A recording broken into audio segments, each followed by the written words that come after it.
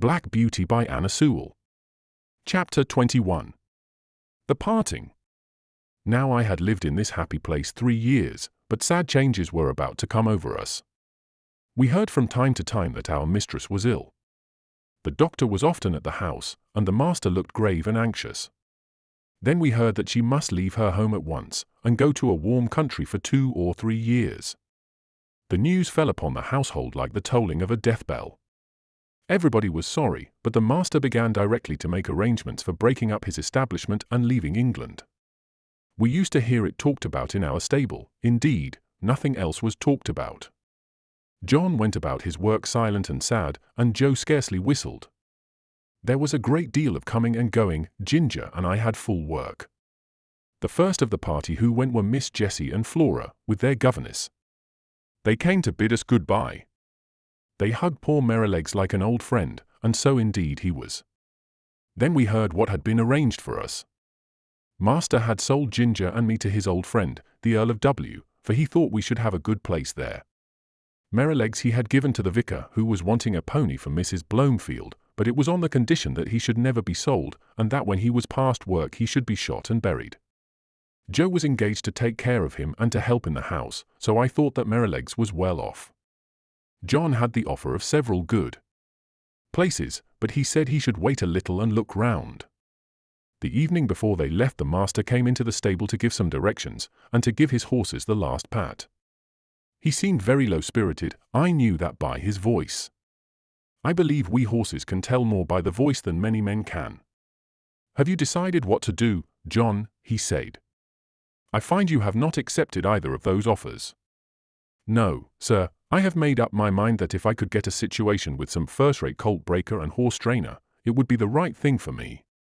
Many young animals are frightened and spoiled by wrong treatment, which need not be if the right man took them in hand.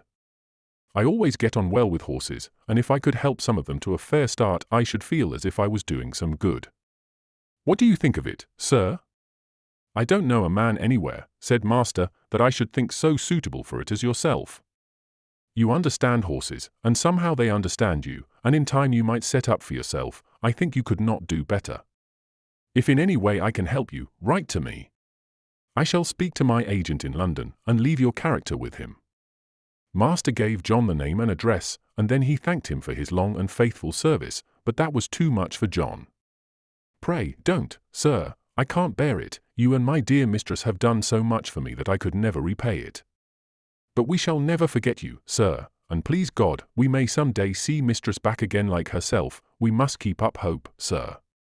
Master gave John his hand, but he did not speak, and they both left the stable. The last sad day had come. The footman and the heavy luggage had gone off the day before, and there were only master and mistress and her maid.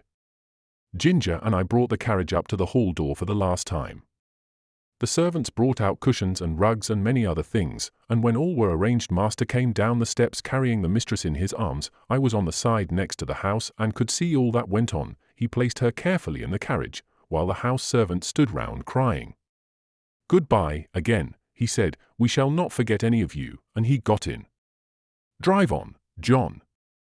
Joe jumped up, and we trotted slowly through the park and through the village, where the people were standing at their doors to have a last look and to say, "God bless them."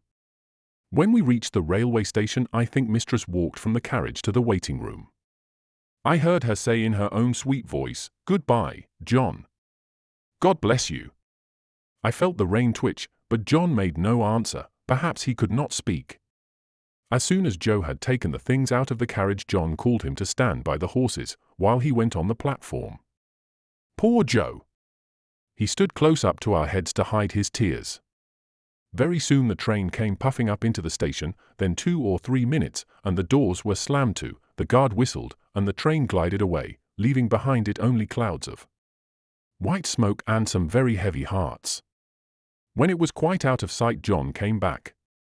"We shall never see her again," he said, "never." He took the reins, mounted the box, and with Joe drove slowly home, but it was not our home now. End of chapter 21.